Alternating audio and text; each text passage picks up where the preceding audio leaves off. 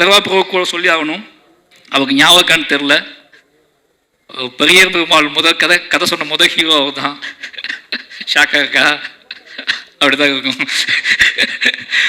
வந்து பரதேசி பார்த்து முடிச்சுட்டு பெரிய பெருமாள் கதை எழுதி முடித்த உடனே இந்த யார்கிட்ட போகலாம் ஹீரோ அப்படின்போது, நான் முரளி சாரோட பயங்கரமான ஃபேன். இதேமே பாட்டு போய் அழுத, நமக்காக அழுத ஒரு ஜீவன் அப்படின்னு சொல்லி, ஏன்னா ஒன் சைடு லவ் அதிகமாக பண்ண தலைவர். ஓகேங்களா? அது ஒன் சைடு லவ் அப்படிங்கிறது வந்து நம்ம நினைக்கிறோம் ஒன் சைடு லவ்னா சொல்லி அது ஏற்றுக்கொள்ளாதப்படாத காதல் ஒன் சைடு லவ் கிடையாது. சொல்லவே எனக்கு நீ சொல்லணும் அவசியம் கிடையாது, எனக்கு ஒன்று பிடிக்கும் அப்படின்னு ஒரு நமக்கு கெத்தை கொடுத்தது முரளி சார் தான். அவர் ஒரு பையன் ஹீரோ ஆகிட்டான்னு சொன்ன உடனே நான் பானா காத்தாடி வந்த உடனே பெரிய பெருமாளுக்குள்ளே வச்சு யோசித்த ஹீரோ நீங்கள் தான்.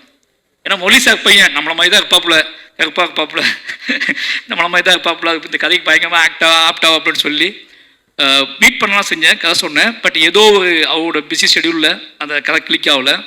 சொன்னால் நம்ப மாட்டீங்க, ரொம்ப ஃபீல் பண்ண அன்னைக்கு. முரளி சார் பையன் கதை பண்ணலையே, இப்போ யாரை வச்சு தான் படத்தை பண்ணுறது, வேற ஹீரோட்ட போயிடலாமா அப்படி. வேற ஹீரோ முரளி சார் பையனே ஒத்துக்கல இந்த கதையை. நம்மளை பார்த்து நம்ம இப்போவுமே இப்படி தான் இருக்கோம், அப்போ ரொம்ப மோசமாக இருப்போம். நம்மளை பார்த்து அவரே நம்ம டைரக்டர் நம்பலை, யார் நம்ப போகிறா அப்படின்னு சொல்லி பயங்கர அப்செட்டில் இருந்தேன். என் ஒய்ஃபிட்லாம் சொல்லியிருந்தேன் நான், அதர்வா கிளிக் பண்ணுறோம், பெரிய பெருமாள் வந்து அதர்வா தான் அப்படி சொல்லி. அது நடக்கலை. பட்டு எனக்கு தெரியும் ஒரு நாள் அவர்கிட்ட நான் ஞாபகப்படுத்தி சொல்லுவேன், இந்த பெரிய பெருமாள் உங்களுக்கு அதுக்கான சந்திப்பே நடக்கலை ரெண்டு பேர்த்துக்கும்.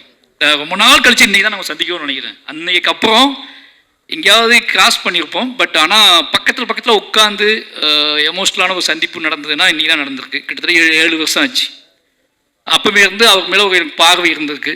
அந்த பார்வையின் அடிப்படையில் நிச்சயமாக அவர் என்ன சொல்கிறதுனா, இன்னும் உயரம் போகக்கூடிய ஒரு நடிகர் தான். இன்னும் உயரம் போகக்கூடியனா, உயரமாக இருக்கிறனாலே கொஞ்சம் சுலவாக போகிறாரா எனக்கு தெரில. இன்னும் உயரமாக போகக்கூடிய நடிகர் தான். அவளுக்கான கெப்பாசிட்டி வந்து உடம்பு ஆற்றல், அதுக்குள்ளே ஒரு வேகம் எல்லாமே இருக்குது. டிஎன்ஏ நிச்சயமாக அவருக்கு ஒரு முக்கியமான படமாக இருக்குன்னு நம்புகிறேன். வாழ்த்துக்கள் ப்ரோ.